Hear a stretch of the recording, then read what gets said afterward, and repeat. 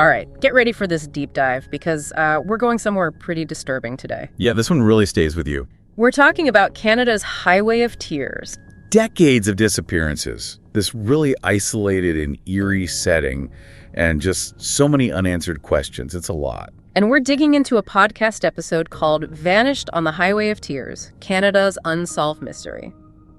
We're talking over 50 years. People, mostly young Indigenous women, have gone missing or have been found murdered along this really remote stretch of Highway 16 in British Columbia. It's a case that's fascinated and horrified people for years, and for good reason. It's a really sprawling case with a ton of twists and turns. Yeah, and it seems like to even begin to understand it, you need to understand the setting. Like, the geography of Highway 16 seems like it's a pretty big part of the story. So, what's it like out there? Paint me a picture. Okay, so picture this.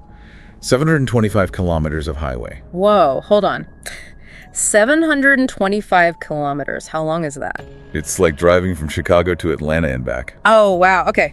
Yeah, keep going. Okay, so yeah, 725 kilometers, cutting through these really dense forests. You've got mountains in the distance. Like, you might drive through a small town every now and then, but mostly it's just you and this never-ending road. I can only imagine the isolation, like that feeling of being totally vulnerable and being so far away from help if something were to happen. Exactly, and you know that thought creeps into your mind. And this isn't just any highway either. You're also driving through the traditional territories of a lot of different First Nations communities, and that adds a whole other layer to everything. So it's not just a remote location, it's a really significant one too, historically and culturally.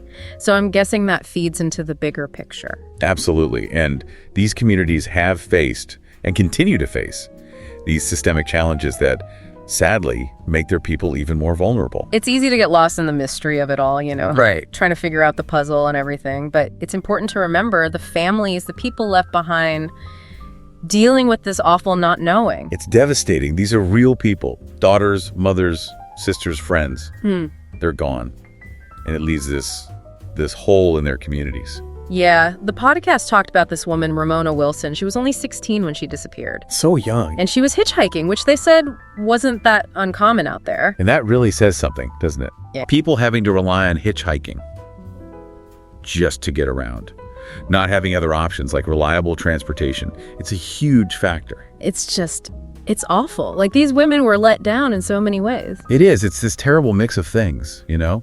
The fact that it's so isolated out there, the lack of opportunities, and then the historical and current challenges that Indigenous communities face. Yeah. It all adds up. It's like all these things creating this perfect storm. And on top of that, there's the fact that there could be multiple people who have done this. It just makes it more complicated, yeah.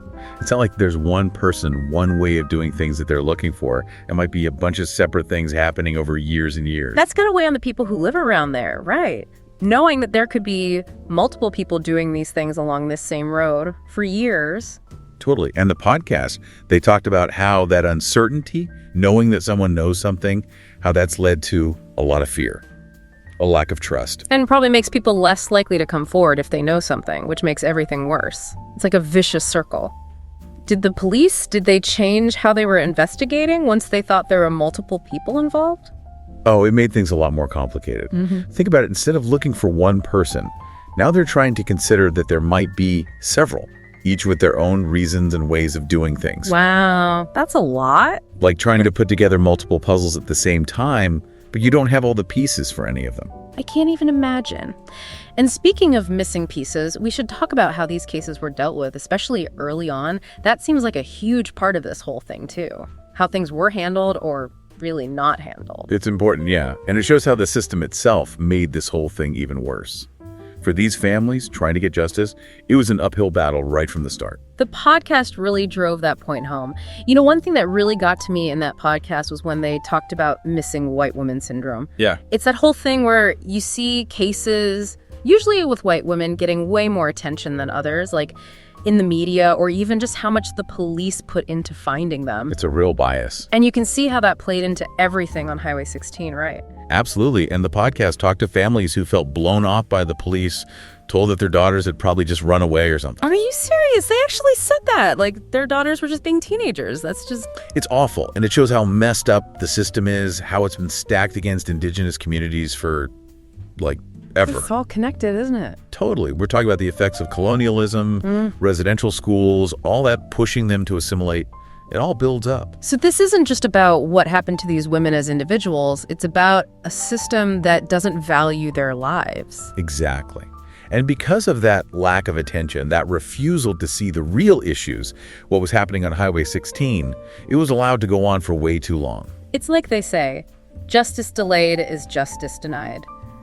But even with all that, it seems like things are changing, at least a bit. They talked about some of what's being done to make it safer out there. Yeah, there are definitely people trying to make a difference. There are more police on Highway 16 now. Okay. And some places even have cameras now. That's something, at least. Is there anything else? The biggest change, I think, is that they've got a bus service now, so people don't have to hitchhike. That's huge. A safe, reliable way to get around. They should have done that ages ago. Right. But we can't just stop there, right? There's still a lot more to do. You're right. These are good steps, but they're really just dealing with the surface, the deeper issues, the systemic stuff.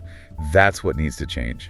Yeah, it's about making a world where Indigenous women and girls feel safe and respected, where their lives are seen as important. And that's on all of us. We have to learn, speak up, and challenge the systems that allow this to happen. That's really what it comes down to. This whole deep dive into Highway of Tears, it's been fascinating, but man, it's heavy stuff. Yeah. It's about loss, it's about a system that failed, but it's also about people fighting back and hoping for justice. And it shows that even when things seem really dark, there's always hope for things to get better, to be more just. So to everyone listening, think about this. If you could change things, what would you do? What needs to happen to make sure everyone is safe and respected, not just on Highway 16, but everywhere? It's a conversation we all need to be a part of. Until next time, keep asking those tough questions and stay curious.